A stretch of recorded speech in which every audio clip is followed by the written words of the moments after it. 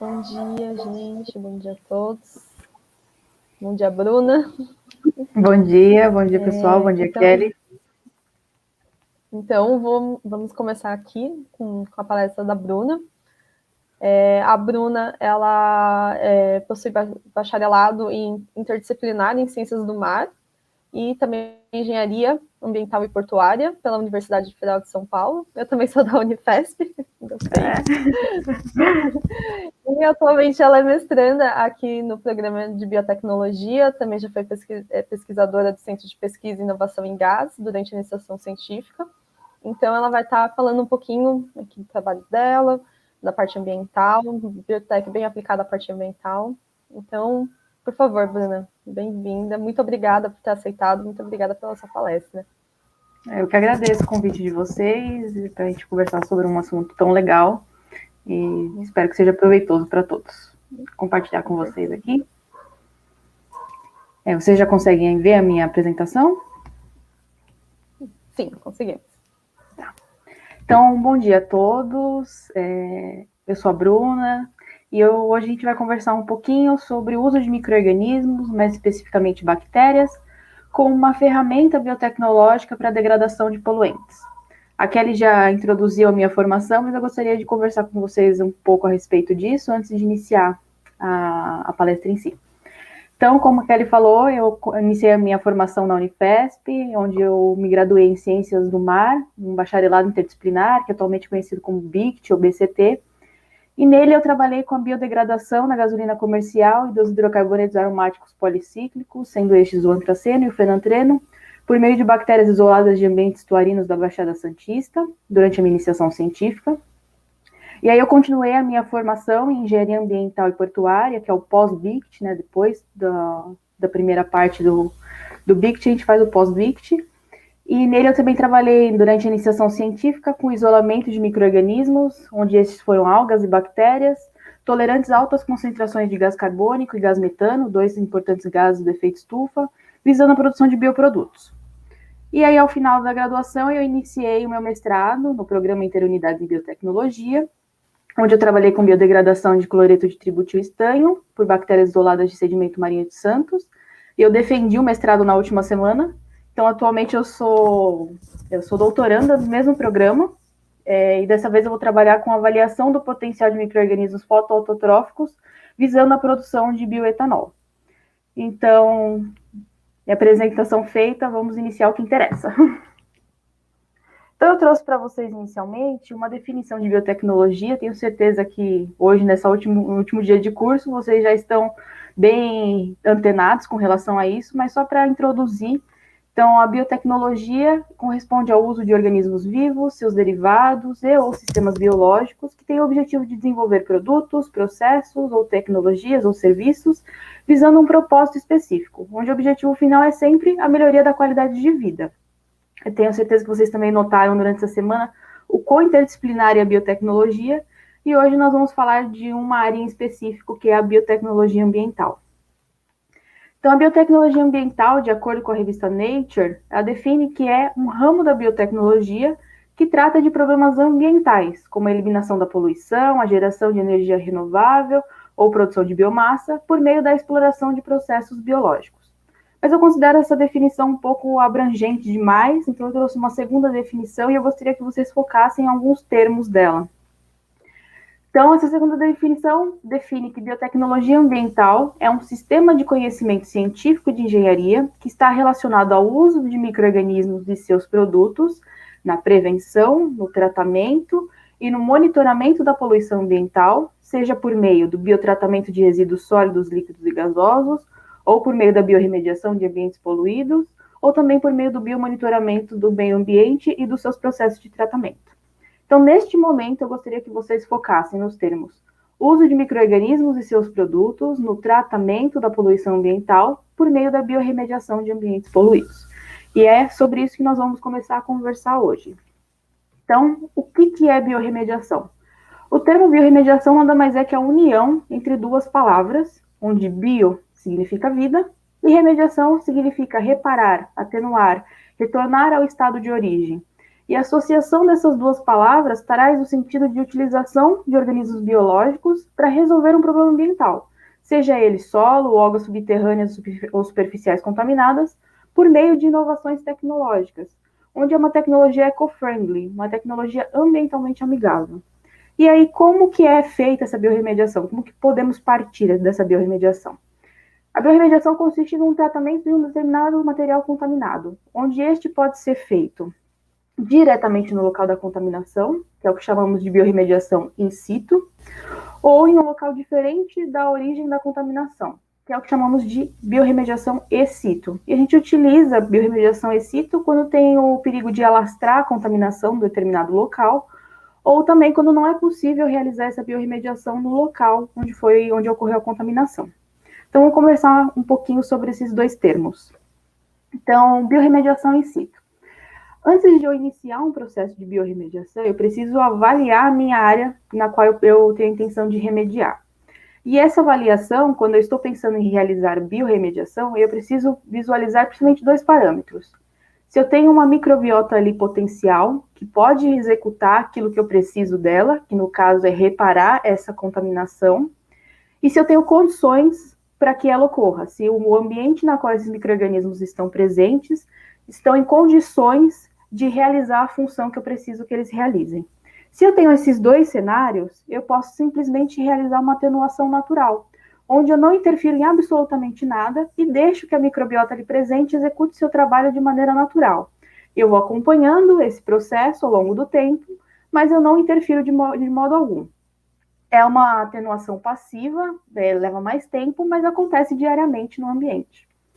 Agora, se eu visualizo que eu tenho uma microbiota potencial, mas as condições ambientais não são adequadas para o seu desenvolvimento, eu posso adicionar coisas naquele local que vai estimular esses micro-organismos a executar a função que eles precisam executar.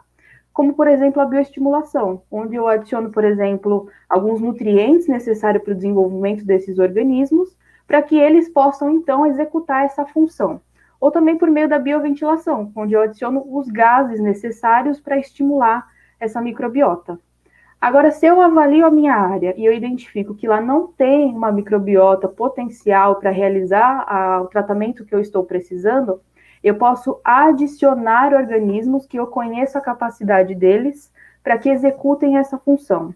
Mas tem que ter um pouco de cuidado.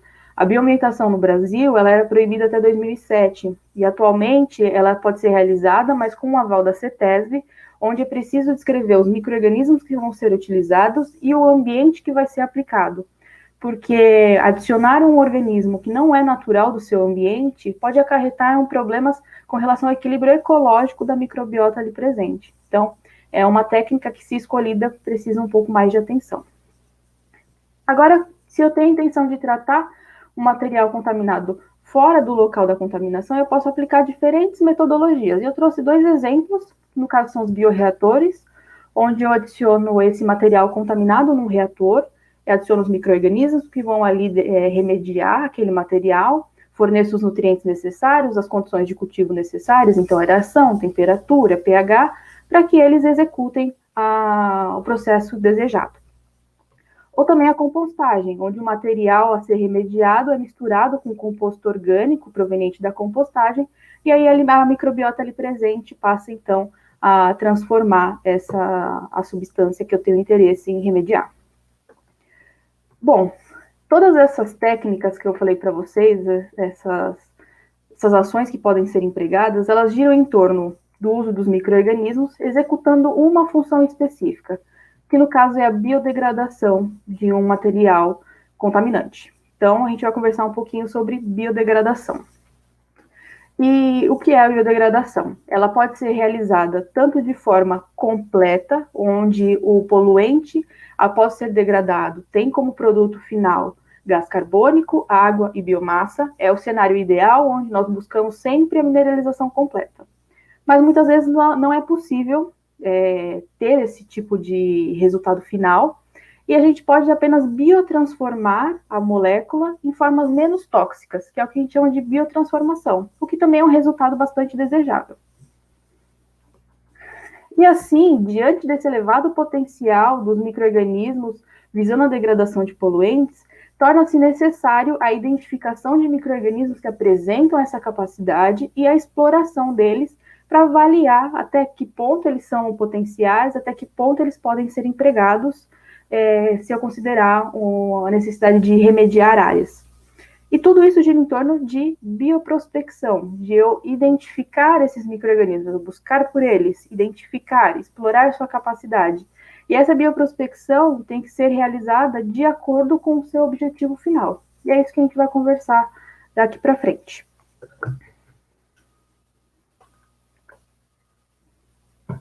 Então, como que a gente inicia essa bioprospecção de micro-organismos potenciais? Inicialmente por meio de coletas de amostras ambientais, preferencialmente de amostras onde o local esteja contaminado com o poluente que eu tenho o interesse em remediar. Por quê?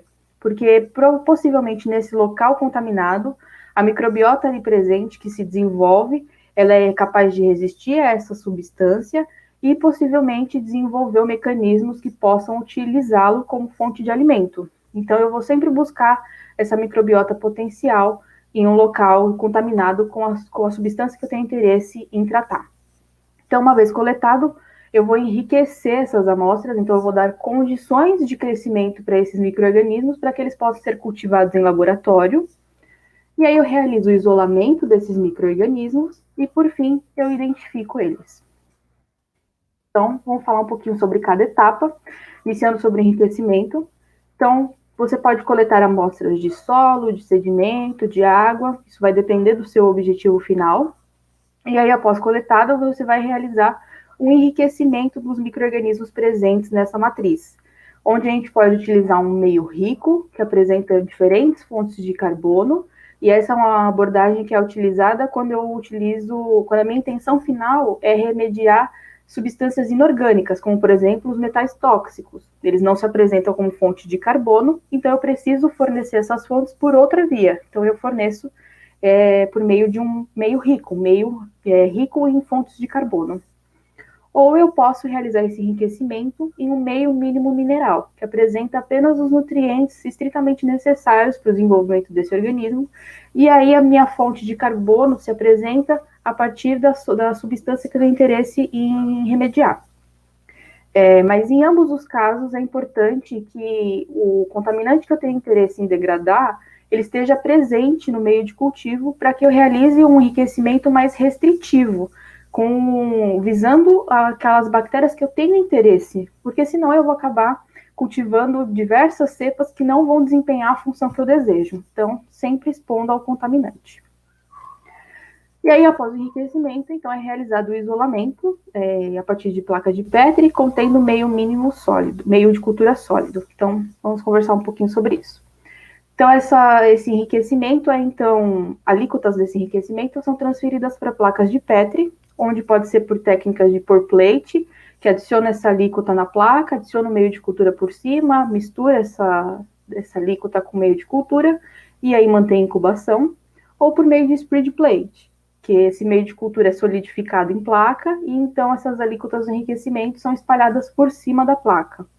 E aí, após um determinado período de cultivo, é possível visualizar a formação de colônias.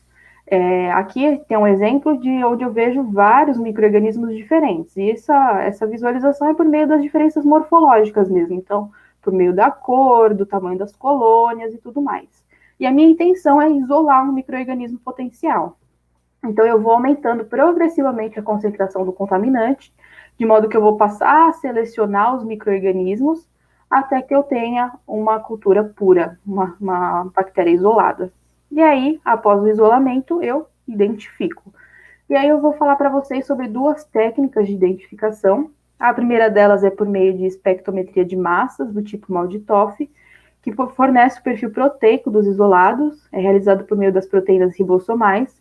Então, uma colônia cultivada numa placa fresca, numa placa feita recente, é transferida para uma placa multipossos, tem 96 pocinhos, então a gente transfere uma colônia para esses pocinhos, e adiciona uma matriz que tem o objetivo de ionizar essas proteínas, dar carga a essas proteínas. Então, a gente adiciona essa placa no equipamento, que por meio de um laser vai excitar essas proteínas ionizadas e elas vão passar a percorrer um tubo de voo, sendo separadas de acordo com o seu tamanho. E aí, ao final desse tubo, as proteínas atingem um detector, que é gerado um espectro de massas, e esse espectro é comparado com um banco de dados e a gente tem a identificação final por meio de um score. Então, eu trouxe aqui um exemplo para vocês. Esse aqui é o espectro que a gente obtém, vindo como resultado do MAUDI, e aí ele faz a comparação com o banco de dados. Então, aqui é o meu espectro, e aqui é o espectro do banco de dados. As barrinhas verdes aqui, elas são combinações exatas entre o meu espectro e o espectro do banco de dados. As vermelhas são áreas do espectro que não tem combinação com o do banco de dados. Então, ele faz uma análise desses matches, né, entre o espectro obtido e o espectro do banco de dados e me fornece uma identificação final. Então, neste caso, eu tenho uma identificação verdinha, que tem um score igual ou superior a 2, então eu posso confiar na minha identificação a nível de gênero e de espécie.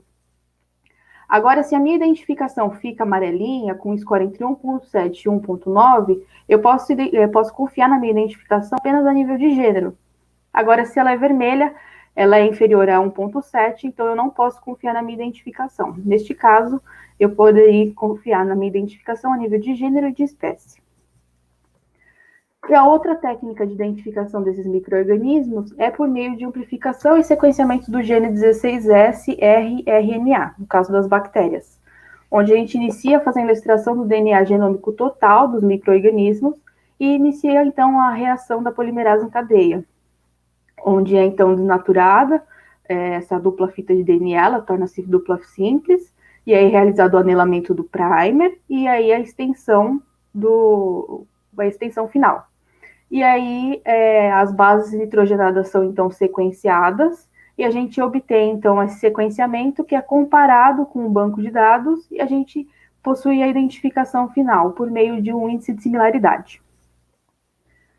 Então, mais do que eu ficar falando para vocês como é feito, é demonstrar na prática o que é realizado. Então, antes de iniciar, eu trouxe alguns trabalhos que foram desenvolvidos no laboratório que eu trabalho, mas antes de apresentá-los a vocês, eu gostaria de apresentar as pessoas envolvidas. Então, o laboratório que eu trabalho é o Biofortech Lab. Ele trabalha principalmente em 4 vertentes, seja inicialmente na bioprospecção de micro-organismos potenciais, no desenvolvimento de técnicas de biorremediação e em bioprocessos visando bioprodutos. Então, vou apresentar para vocês a coordenadora do laboratório, que é a professora Ellen, é também a minha orientadora desde a iniciação científica, com ampla experiência nesses 4 pontos.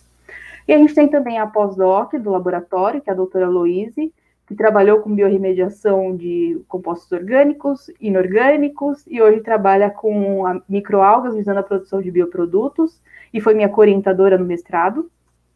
Nós temos também a doutoranda Letícia, que é também doutoranda aqui do programa em biotecnologia, e ela trabalha com um bioproduto muito interessante que a gente vai falar mais para frente, não quero dar spoiler.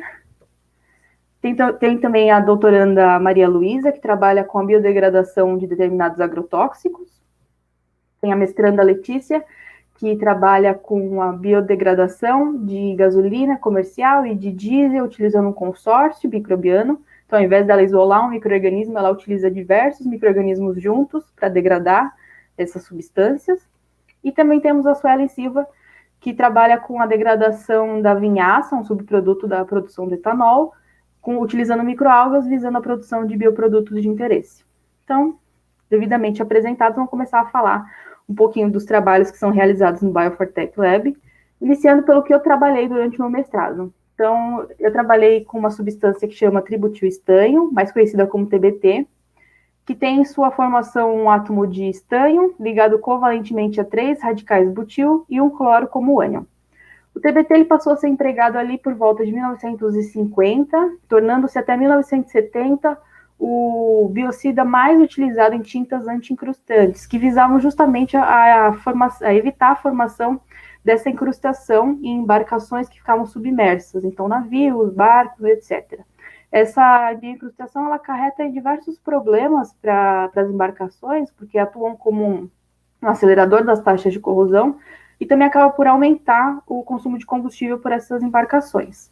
Mas, a partir de 1970, essa substância passou a ser identificada no ambiente marinho e, associado a isso, passou a demonstrar efeitos em diversos organismos que não eram parte da comunidade incrustante. E esses efeitos eram reportados desde bactérias até mamíferos.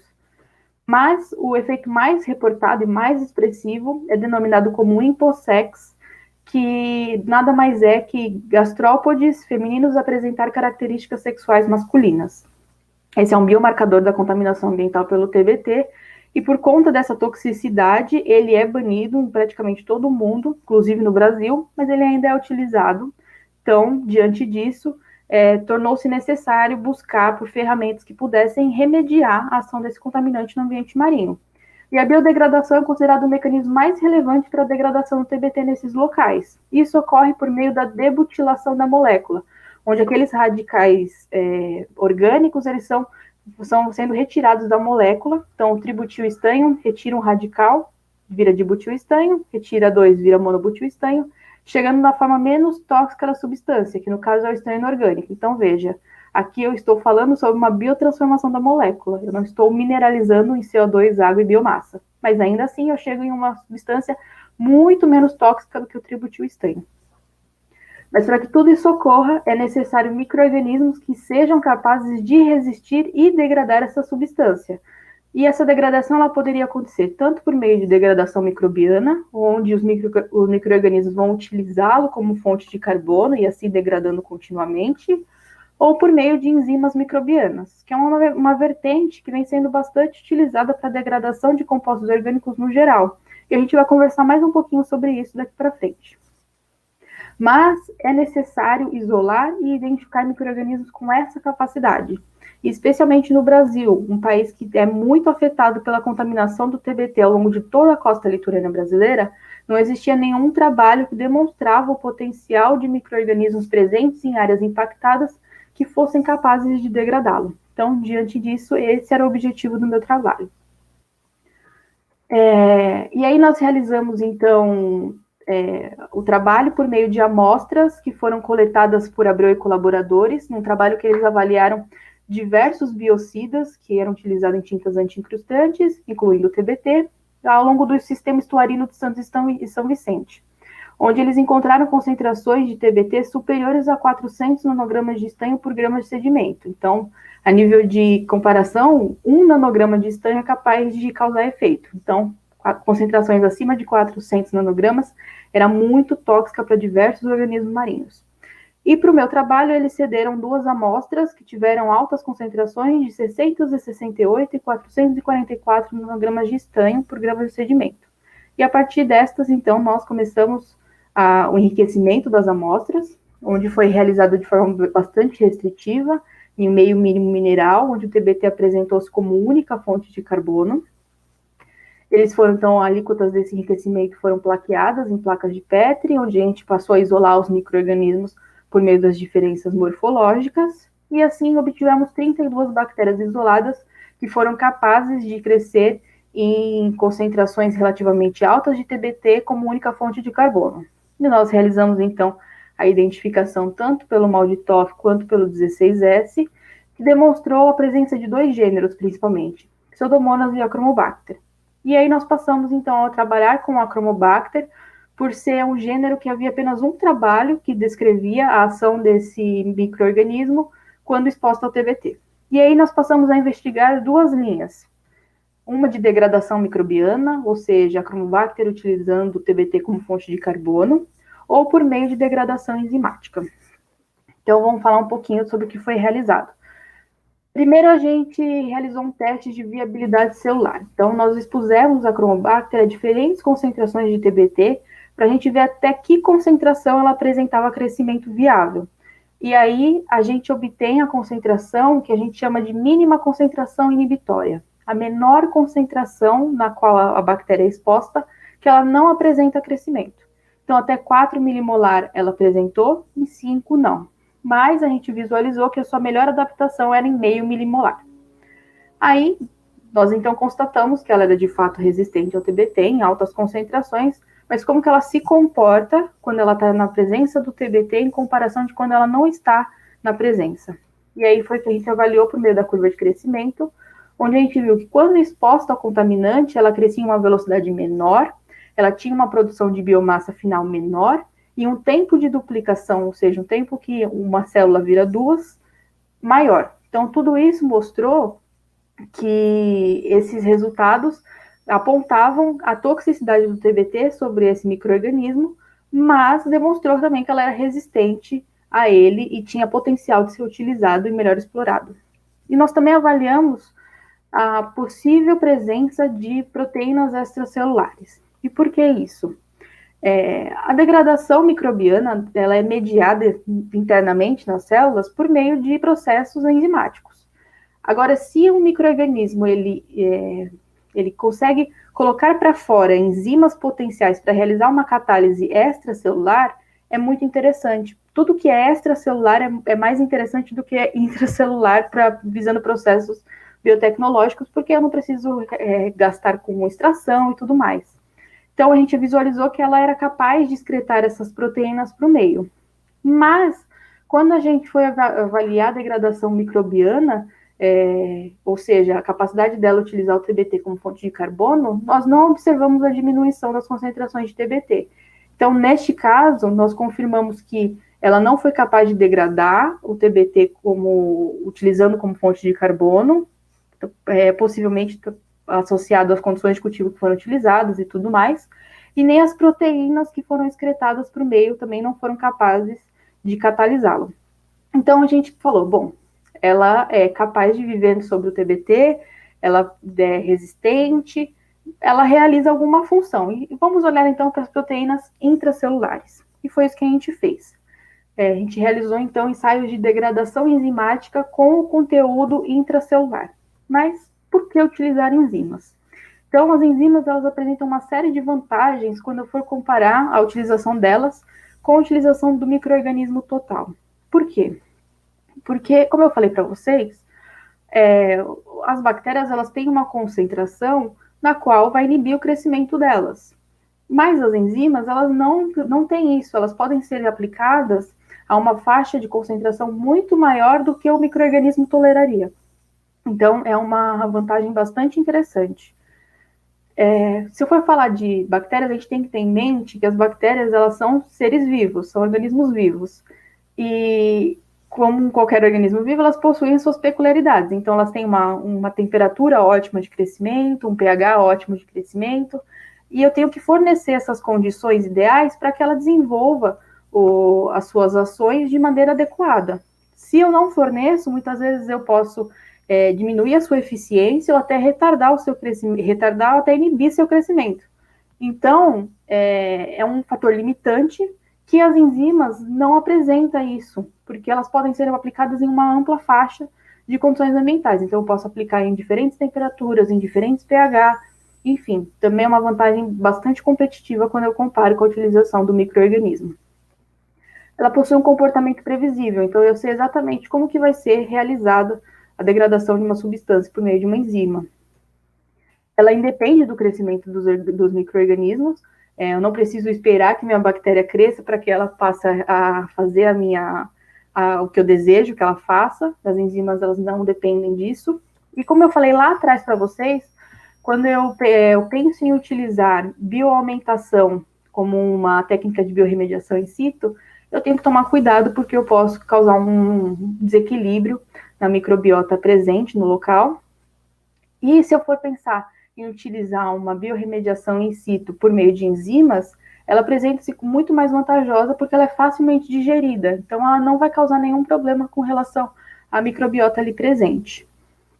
Então, diante de todas essas vantagens, nós passamos a olhar para o conteúdo interno dessa bactéria que demonstrava-se resistente ao TBT. Então, como que a gente fez isso? A gente teve duas abordagens, uma em um cultivo em um meio mínimo básico, contendo só os sais minerais ali presentes, para que o micro-organismo se desenvolvesse, e um meio rico.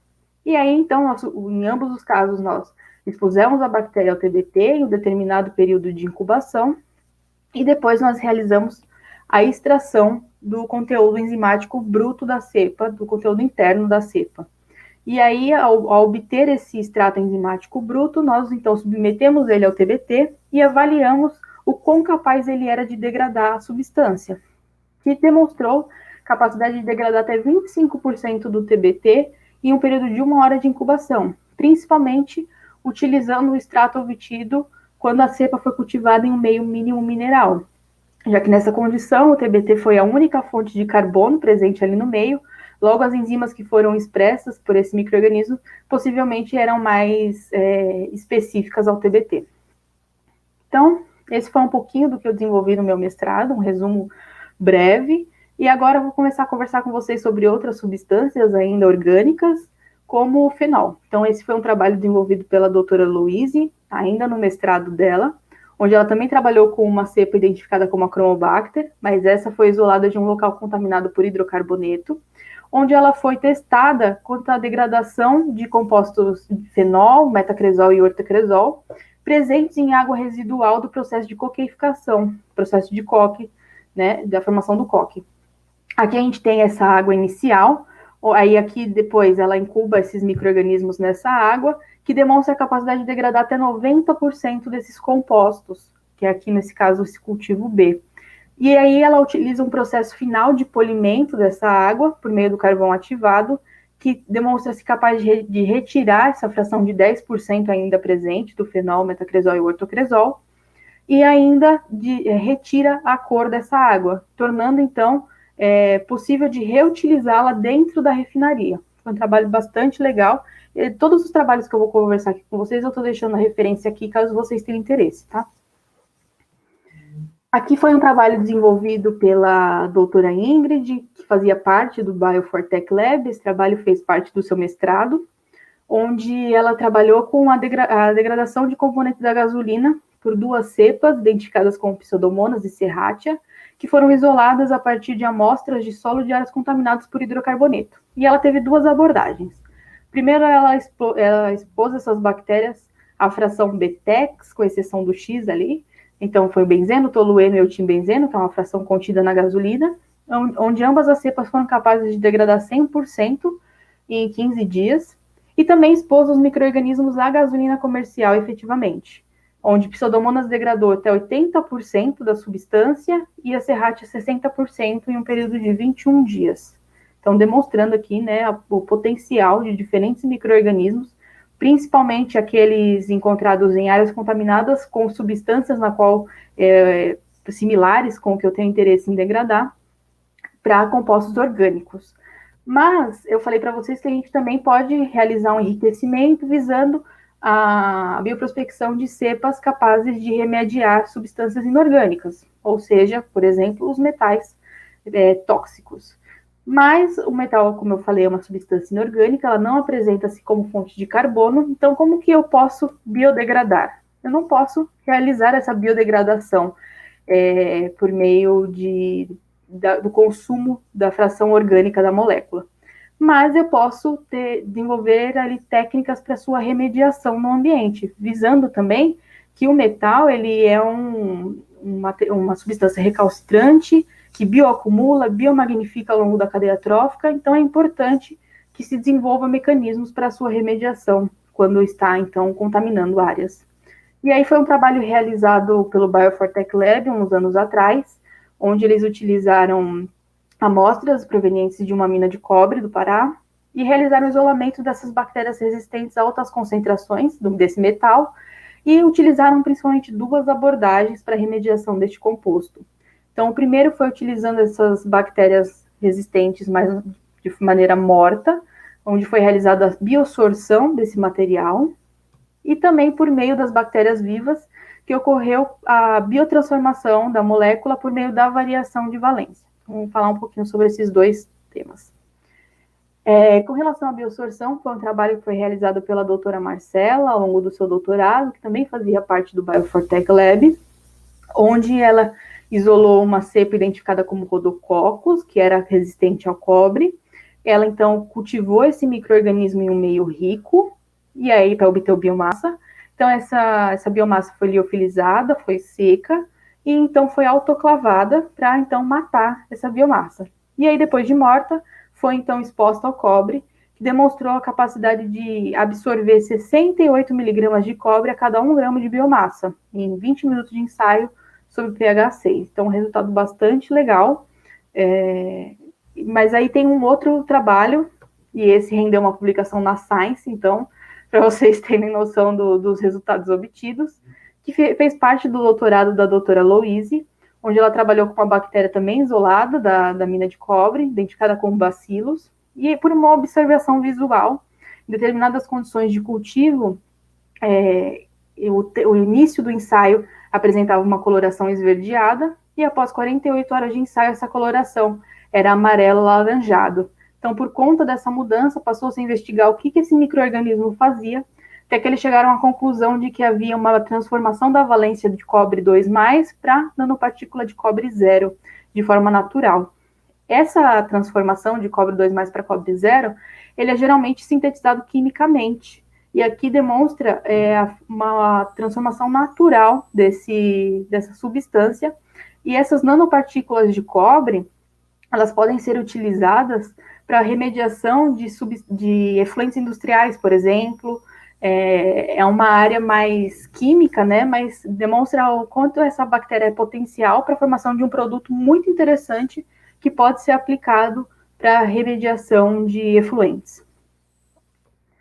E aí lá atrás eu falei para vocês que eu gostaria que vocês focassem em determinados termos, e aqui eu volto com a definição que eu trouxe inicialmente, mas eu quero que vocês foquem agora no uso de micro-organismos e seus produtos na prevenção da poluição ambiental por meio do biotratamento de resíduos sólidos, líquidos e gasosos. Mas se ao invés de eu biotratar um resíduo sólido, eu produzir um material ambientalmente amigável. Então é sobre isso que a gente vai falar um pouco agora. Então, falando sobre plástico. Em 2018, nós produzimos 359 milhões de toneladas de plásticos no mundo. E destes, apenas 9% é reciclado, sendo 91% descartado muitas vezes de forma incorreta. Mas nós somos extremamente dependentes do plástico. É muito difícil nós pensarmos na nossa vida sem o plástico. Mas diante desse cenário, que não preciso nem me alongar, eu acho que todo mundo tem conhecimento do quanto nós somos impactados pela poluição do plástico, a gente precisa buscar por alternativas que sejam ambientalmente amigáveis. Então, os bioplásticos biodegradáveis, eles são um material bastante potencial nesse sentido. E dentro desses bioplásticos biodegradáveis, destaca-se uma classe de bioplásticos que chama polidroxialcanoatos, que são bastante potenciais, que têm características bastante semelhantes com os plásticos provenientes de origem do petróleo. E dentro dos PHAs, né, os polidroxialcanoatos, tem um tipo de biopolímero, que é o PHB, o polidroxibutirato, que é bastante estudado, tem características bastante semelhantes ao polipropileno, e que ele é produzido por bactérias em determinadas condições de cultivo. Então, ela tem que estar exposta a uma condição de estresse, por meio da retirada de uma substância importante, de um mineral importante. Nesse caso, a gente retira o nitrogênio, né?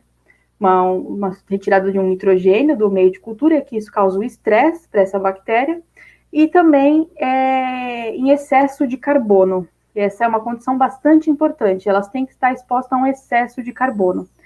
E a utilização da fonte de carbono vai modelar o valor do produto final. Então, a escolha dessa fonte é bastante importante. E aí, eu trago como exemplo o trabalho que foi realizado pela doutora Ana Letícia, ainda no seu mestrado, que ela isolou uma bactéria metilotrófica, que utiliza compostos que têm carbono na sua formação. Essa bactéria foi isolada de sedimento marinho, do estuário de Santos, e ela utilizou o metanol como fonte de carbono, que é uma substância abundante, relativamente barata, e aí aqui apresentando, então, o acúmulo deste biopolímero no interior das suas células, que representava até 60% do seu peso seco em biopolímero. E mais legal do que isso, agora no doutorado dela, ela trabalha com o metano como essa fonte de carbono para a produção do biopolímero. Daqui para frente, talvez vocês comecem a ver os trabalhos aí que ela vai publicar utilizando metano e mostrando o quão capaz esses micro-organismos na produção desse biopolímero, bastante interessante. Então, pessoal, deixando uma mensagem final, é muito importante que nós desenvolvemos tecnologias para que possa remediar ambientes contaminados, até porque todo dia a gente insere substâncias novas que a gente não sabe nem como que vai funcionar no ambiente, mas antes de qualquer tecnologia de remediação, é sempre melhor a prevenção, tá?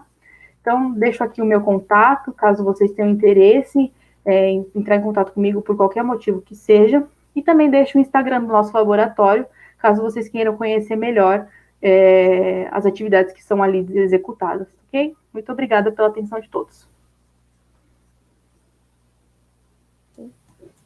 Bruna, muito obrigada, viu, pela palestra. O pessoal está aqui nos comentários elogiando muito, falando que quer assistir várias vezes, porque realmente acho que você trouxe exemplos assim. Eu também gostei bastante. Acho que quando a gente vê assim, realmente na prática, né, o que a gente pode fazer, realmente muda bastante a nossa visão, assim. Gostei bastante. Eu que agradeço. A gente tem algumas perguntas também, então vou pedir aqui para a Tatice também colocar. Ela perguntou aqui, a Luciana, quais parâmetros que vocês usam para isolar um micro-organismo que vai ser identificado pela espectrografia? Como que vocês fazem essa escolha desse organismo? Então, a verdade a identificação é a última etapa. Então, a escolha em si é baseada no micro-organismo que demonstrou maior potencial. Então, a gente vai expondo a concentrações contínuas das substâncias que a gente tem interesse em isolar esse micro-organismo potencial e, geralmente, a gente obtém um número bem restrito quando a gente vai aumentando essas concentrações. A gente não obtém uma ampla quantidade. E aí, quando a gente obtém, então, essa cepa mais potencial, a gente parte para a identificação. Isso é algo que nós realizamos no nosso laboratório, porque nós temos o acesso ao mal de Toff, então nós primeiro realizamos a identificação por meio dele, e depois a gente realiza o 16S, mas não é uma etapa obrigatória realizar a identificação do mal de Toff. É muito bem aceita a identificação por meio da amplificação do gene 16S. Mas com relação a escolha da cepa é isso, a cepa que demonstrou mais potencial, que eu expus a concentrações cada vez maiores e ela foi demonstrando potencial ali para se desenvolver nessa concentração. Uhum. Também pediram, se você puder, antes de responder essa, para colocar o arroba do Instagram de vocês, estão pedindo, que acho que não deu tempo para anotar, aí a gente também passa aqui para o pessoal. Biofortec, _lab, _CPEMA. Biofortec, _lab, _CPEMA.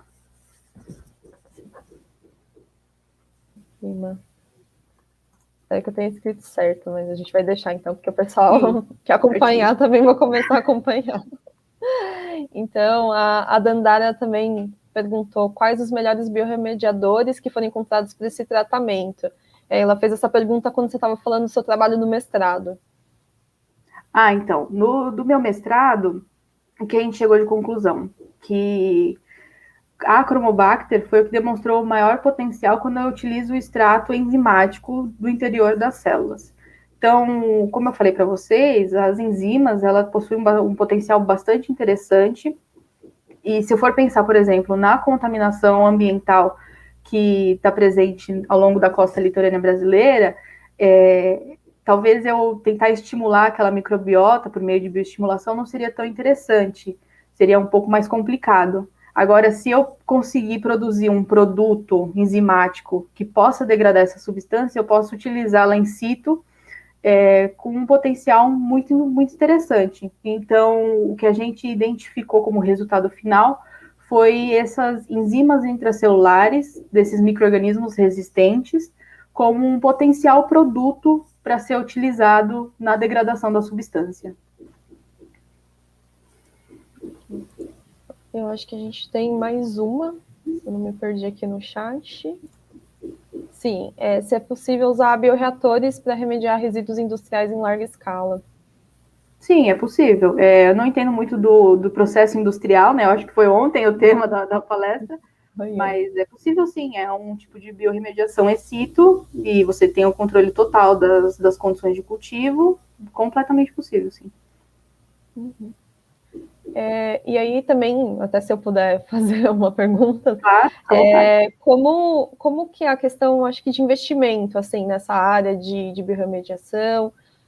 Você tem algum exemplo, assim, de indústrias usando, fazendo essa escolha, essa estratégia de uso? Como que é? Porque a gente olha e vê e fala, realmente, é uma excelente estratégia, né? Então...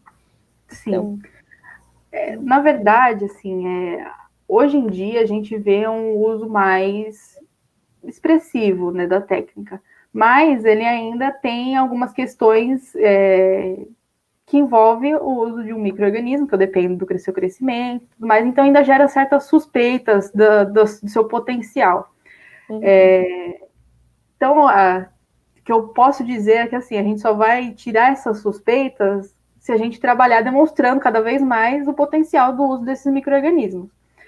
Tem os relatórios da CETESB que mostra o quanto essa técnica está sendo utilizada em comparação a outros tipos de técnicas de remediação, e a gente vê um aumento cada vez maior do uso dessa técnica, principalmente relacionada à contaminação proveniente de postos de combustível, por exemplo, dos tanques que são armazenados de forma subterrânea. Então, é o que a gente mais vê que é sendo aplicado. Mas ainda é bastante, sim, é muito menos do que poderia ser, sabe? Uhum. Então, porque gera suspeita, né? Eu acho que processos químicos, físicos, eles são muito mais visuais, assim eu posso dizer, né? Você consegue ver melhor. Agora você fala, um micro-organismo vai comer a substância, né? E aquela questão de comodismo também, né? A gente já faz desse jeito, por que a gente vai mudar, né? Exato, já dá certo exatamente. assim. Vai mais por um convencimento, porque muitas vezes a biorremediação se apresenta-se com uma técnica mais barata, então eu não preciso, se eu posso atenuar naturalmente o ambiente, eu não preciso fazer nada, então eu só faço o trabalho ali, mas na cabeça das pessoas, e também de uma empresa que tem uma contaminação e precisa acabar com aquilo rápido, ela vai optar por processos mais tradicionalmente utilizados, mas a gente só consegue transpassar esses problemas quando a gente vai trabalhando e mostrando cada vez mais o potencial dessa técnica. Uhum. Não, com certeza. Deixa eu só verificar. Não, acho que a gente já terminou as nossas perguntas aqui. Mas, Bruna, queria te agradecer de novo. Eu acho que foi muito boa a sua palestra, de verdade.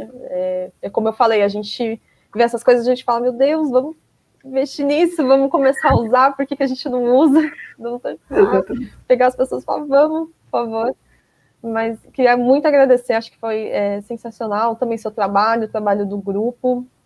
E seguir também, a gente passou o Instagram, seguir eles, acompanhar as publicações. Então, muito obrigada mesmo pela disponibilidade de ter aceito também.